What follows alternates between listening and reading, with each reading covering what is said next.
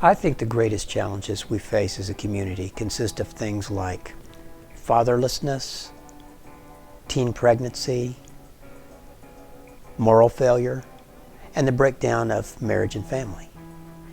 And the one of those that I'm most passionate about is the breakdown of marriage.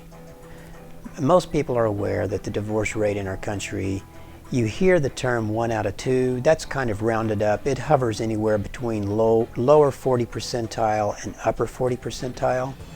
Wherever it is in that hovering, it's way too high. Well, I have guys who we've actually offered jobs to who they've been on unemployment and they don't want to work. They can make enough money on unemployment and they're fine with that. So it's sickening to me. I think that is a huge problem. We don't have a certain organization that I know of that is willing to step up to the plate and make a change. I think everybody is waiting for someone to start it so they can be part of it. And I think that's where we got the Hollywood eyes. We want to be part of it, but you don't want to take that step and say this is how we're going to do it or this is my idea, because then it's your actions on the line, it's your character on the line. I would have to say it's hopelessness, and that might seem vague to some people, but there's a scripture that says, hey, without a vision people perish. In other words, if you don't see the meaning or a goal for living life today, you sort of live recklessly. You have to start asking yourself, what causes a child to eat something and throw trash in his own yard? What causes a kid to urinate right on a tree where he knows his mom is going to have to walk by when she gets home from work? What causes a kid to say, you know what, forget it, I'm not going to go to school? It's hopelessness. What causes a guy to say, you know what, I'd rather sit here all day long and take meth or smoke crack than to get up and feel good about myself and go to a job? It's hopelessness. The biggest thing is the chasm from the wealthy in our community and the not wealthy, the lower end. And I think it's evident on Saturday afternoons in the fall during a Notre Dame football game. I think you can drive by campus on a Saturday game day and see the biggest formation of wealth, and then you can drive 5 minutes and be in another part of town of South Bend, same city, 5 minutes away, and neither of those people groups knows that the other one exists at that point in time. And it's a very, very big stretch, economically, educationally, I think all ends of the spectrum.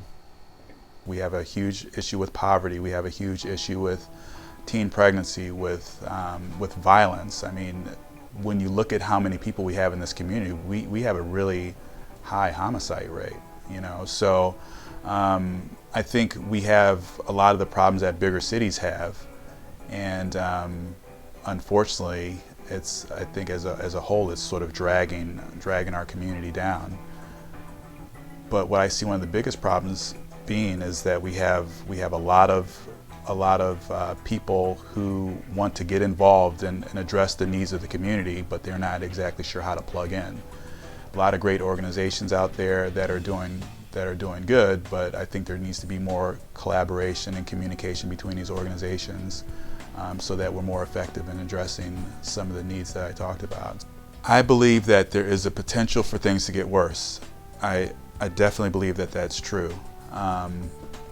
But I think it's because we haven't really been getting to the core of the problem. And the core of the problem is that there are so many wounded people out there, and we haven't figured out how to engage them and help them understand what they're suffering from. So if you're a physician and you make the wrong diagnosis and you're treating based on that diagnosis, you're not going to get a cure, if you will. And I think that we've made the wrong diagnosis about why people end up in poverty. I think we've made the wrong diagnosis as to why people end up looking for love at the age of 13 and getting pregnant. I think we've made the wrong diagnosis for why people tend to turn to drugs. I think the ultimate, the biggest problem for most people is that they're wounded. They're turning to things to make themselves feel better when they're suffering from some really fundamental issues, which is things like low self-esteem. The other is a declining. We have a less participation with people attending churches.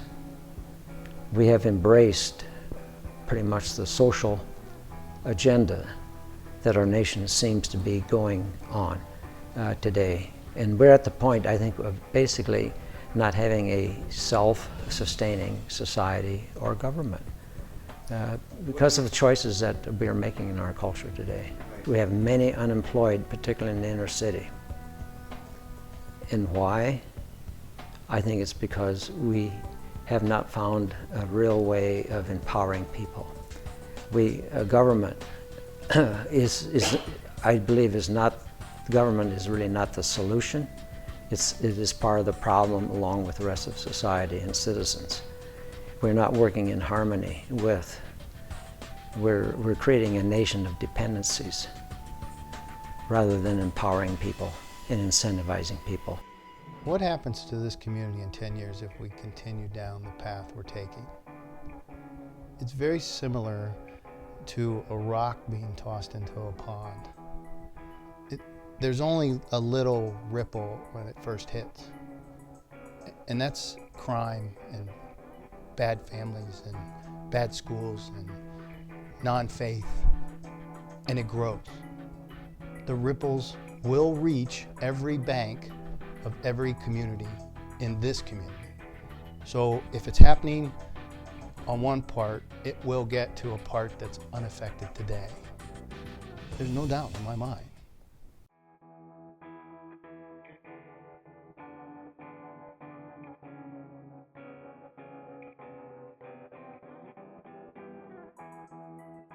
The answer to the big question of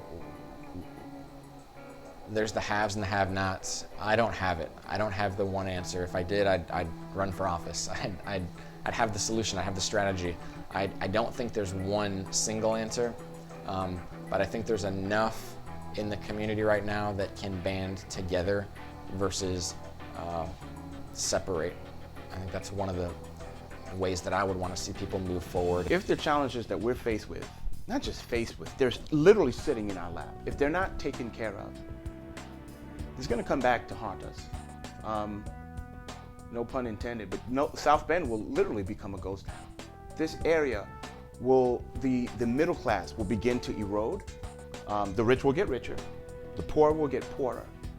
And the very core of what makes up most of middle America, or working class South Bend, Michiana, will erode as we know it.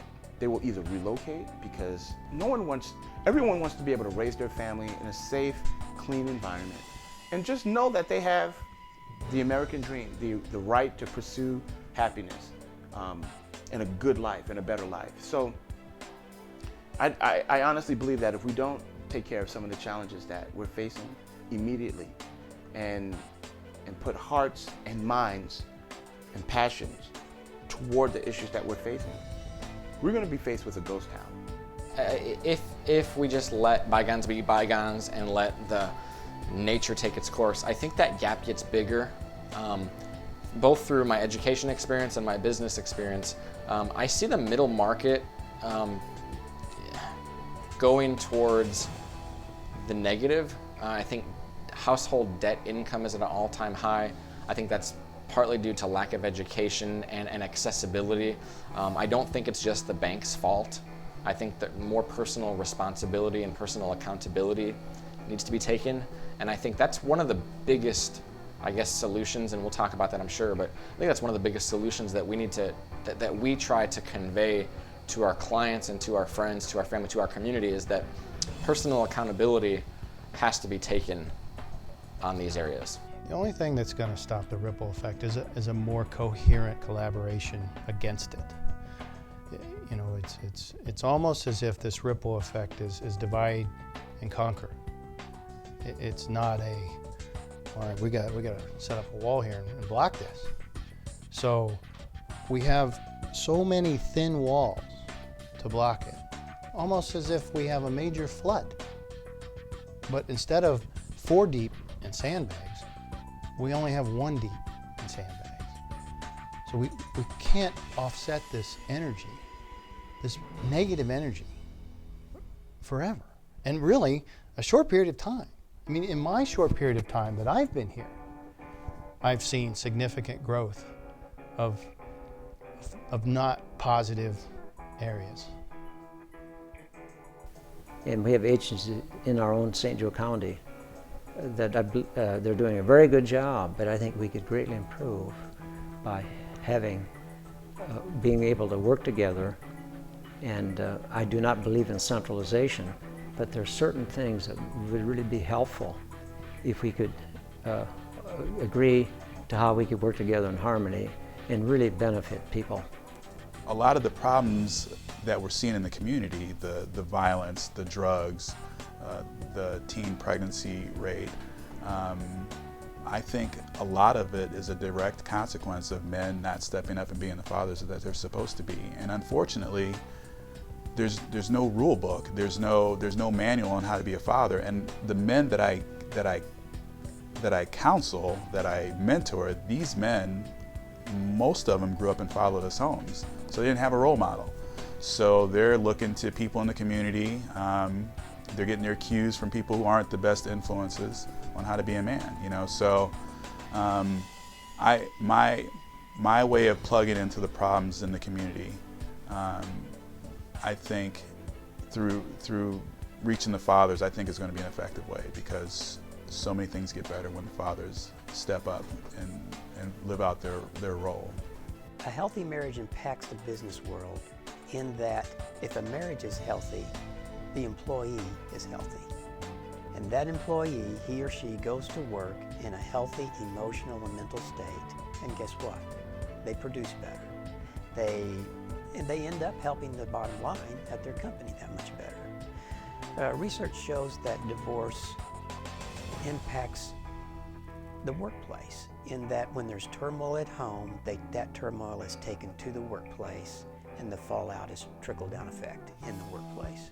By working together, I've noticed that now I learn to know people from other faith backgrounds, other churches, both Catholic, Protestants, and people that do not attend churches, but yet we come together to give a helping hand, not a handout. And I think that's one of the fallacies in our government. We have had too much handouts and not enough helping hand. And to be able to extend a helping hand with an open hand and be able to listen and really understand, if we just ask people, what could I do to be helpful to you? We would be surprised on the answers we get. It's a little bit like a person going to the grocery store buying dog food. The consumer is different than the purchaser. So I think this person needs this and this and this. That may not be the right, I may not be thinking properly, the right solution. Each individual, each citizen in this country knows a lot better what their needs are and maybe how they could be helped or giving a help. Since 2002, Aim Straight has been able to help about 100 couples either strengthen their marriage or perhaps save their marriage or perhaps get ready for a long-term marriage. And so when our mentor couple comes alongside them, we see it as a matter of them preventing divorce 5, 10, 15, 20 years in advance. The typical couple that comes into our program, some of them are in crisis, but the typical couple that comes into our program is a couple that says, we're not thinking divorce, we're not throwing the D word at each other, but at the rate we're going, we'll be talking divorce in 1, 2, 3, 4, 5 years. And that's the kind of couple we're after, so that they can strengthen their relationship now and avoid getting into a crisis. Because once it comes to a crisis point, it's a little tougher, or a lot tougher to intervene. But we do have a resource for that as well. What I'm doing currently to address some of the challenges is that I've started a program called TACT. And it stands for Teens Achieving Community Through Training. And so what I've decided to do is to focus my efforts on teenagers and get them financially literate. And when I say financially literate, I'm talking about more than just showing them how to write a check and how to balance a checkbook. I'm trying to teach them about money and the power of money, the power of having it, the power of managing it correctly, the power of leveraging it, to build a life for yourself, and not to look at money as the goal, but to look at it as a means to an end, which means to enjoy a better life. There's not enough dollars in the world to fulfill every charity known to man. There's so many good things and good places to give, but the way that we view helping, we have this phrase we use that says more is caught than taught. And you can be in a classroom and you can learn how to do something, or you can be in a church and learn how to go in the community, and you can read the right books, but until you're engaged, until you're doing, and I think part of the solution, not just thinking about it and planning it, I think a lot of that is null and void. Because you can plan all day long, but if you never get to it and do it, not really much changes. And the thing that I love about those three organizations, GCC, Keller Park Church, and Sunny Villa, is that not only do they do the work, but they engage the community that they're working with, and they're not just teaching, but they're teaching them how to catch the vision of, we live in a community, and we live in a city of South Bend, we live in a state of Indiana, we live in a country, United States of America. And I think sometimes we miss those big picture things, and we get so caught up in our four walls of our house and the problems that we face. We don't even look at our neighbors' problems and our community problems and our city problems and then our neighborhood, near Northwest. So I think all three of those organizations do that well, both at a small basis and then internationally, in GCC's case as well. I don't know, developing youth, developing teenagers, and helping them navigate through life, helping them find God, helping them find what they're good at. And so we've done that. We try to give, we're not wealthy, but we believe in giving. We believe in that aspect of when you give, you receive. And when we give money, we're very intentional about what organizations that we give to and how that money is being used. And so we prefer to give money where we know that it's going to stay in the community and be used for not even a specific project, but that it's used with the highest of integrity. I see a lot of challenges in this community, and that is part of what I wrestle with. Where can I go to be the most effective? Can I go anywhere and help? Will they even want my help? Often I see, no, they don't. We've got it handled. Okay, keep going. But in regards to different sections of the community that are needing some help, there's many.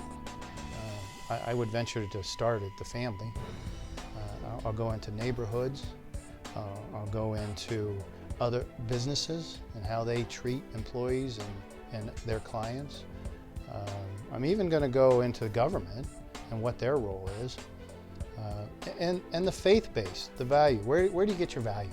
Where do you go to find serenity and strength and courage? Is there a place that you could go to?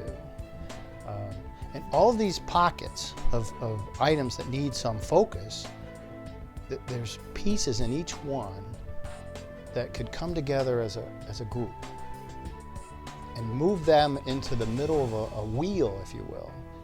And okay, this is where we gotta focus. And go do it, champion it. That's kind of what I see.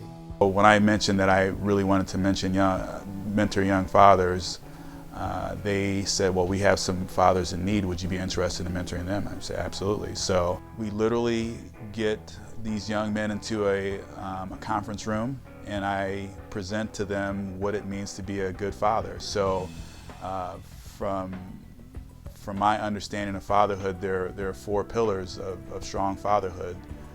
And if you think about it, pillars are supposed to support something that's heavy. And I think being a father, being a good father, is something that weighs on you. It's a tremendous responsibility. We have a tremendous amount of power to make or break a family, So So fatherhood, I think, is a heavy load, and you need these 4 pillars to support it. So the 4 pillars of strong fatherhood: one is being present in the lives of your kids. And we talk about not just being present in there, but how you're supposed to behave as a father when you're present. So there's a lot of discussion about that. The second pillar is being powerful. You have to be well to take care of people. So if you're healthy from a physical, spiritual, emotional standpoint, then you're more able to be a blessing to your family. So we talk about what's required for that, which includes, eating well, exercising, strengthening your faith life, and so forth. The third pillar is being a provider. It's what's required to really provide for your family. So we get into not just having a job, but how you manage your finances, the importance of being more frugal with your spending. So there's a lot of discussion about that. And then the fourth pillar is being progressive or progress-oriented, meaning that you're really focusing on being a better person today than you were the previous day. So there's this continuous refinement. So there's a 4-week sort of lecture series, if you will, over those points. And we're in the process of developing a 16-week series where we take a deeper dive into each of those 4 pillars.